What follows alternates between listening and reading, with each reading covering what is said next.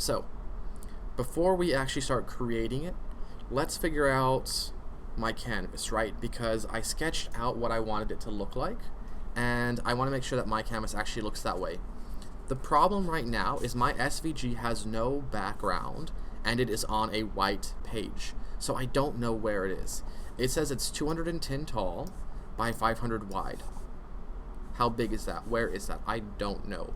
What I can do is I can create a big giant rectangle that I know is bigger than this space to see how big that is, and then fix that in relation to what I see.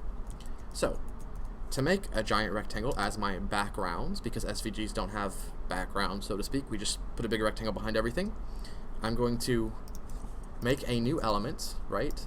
So left angle bracket, rect is short for rectangle. I need an X and a Y position.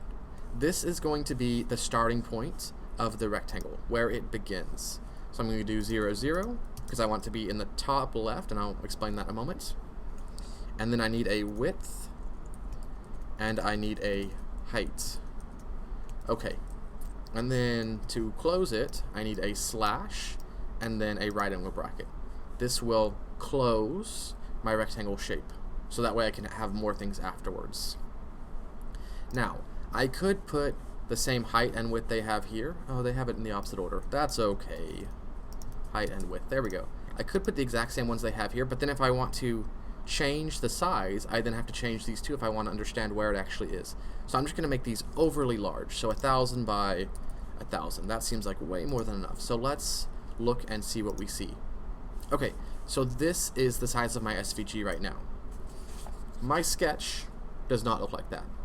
I have a profile style picture instead of a landscape style picture.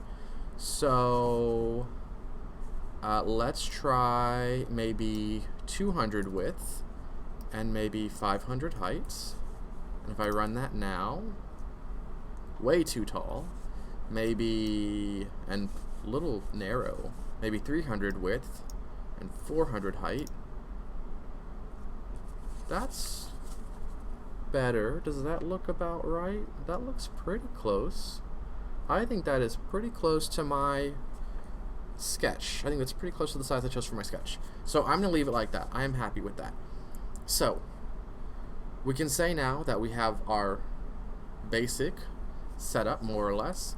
I do want to go ahead and delete this line, and then I'm going to change the color of my background. So right now my background is black because I didn't give it a background color. Well, I didn't give my rectangle a color.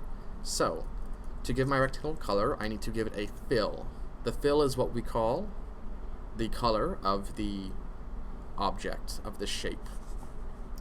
So I'm going to put a code in here. It might not make much sense to you right now, but we'll talk about it later on. And it's going to be a £, and then I'm going to put in 6 characters. I'm going to put in, I don't want pure white, because if we remember, a lot of Mondrian's work was different shades of like gray, close to white, but not actually white. So I think I'm going to put in EE, EE, EE. This should be very close to white. These are numbers on a scale from 0 to 15. And we don't have characters for like 10, 11, 12, 13, 14, 15. We're using 2 characters to represent that value, right? So this is representing like 10 as A, and 11 as B, and 12 as C. So it's representing those values as a single character. So these 2 values here represent red, these 2 represent green, these 2 represent blue. I'm mixing them in different amounts to create colors. We'll talk about that more later. But basically, if I keep them all the same, it's going to create a shade of gray. At the max, it's white. At the least, it's black. So if I run it, you know, it's not white, but it's pretty close to white. On the other hand, if I were to put all zeros, no red, no green, no blue, that's going to give me black, right? So I think I like all the E's. Now run that, and I think that looks good, and I think I'm happy with that. So we have our document set up. Next, we'll actually start creating some of the lines that I have in my plan for my digital Mondrian. As we work with code in the next video, you will sometimes have some issues, right? You're going to accidentally use the wrong x value or the wrong y value. When we play with the rectangles, you might use the wrong width or height. Things happen, it's okay.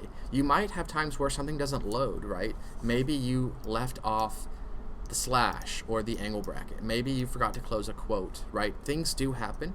Just go through, look for errors, try to figure out where the problem was.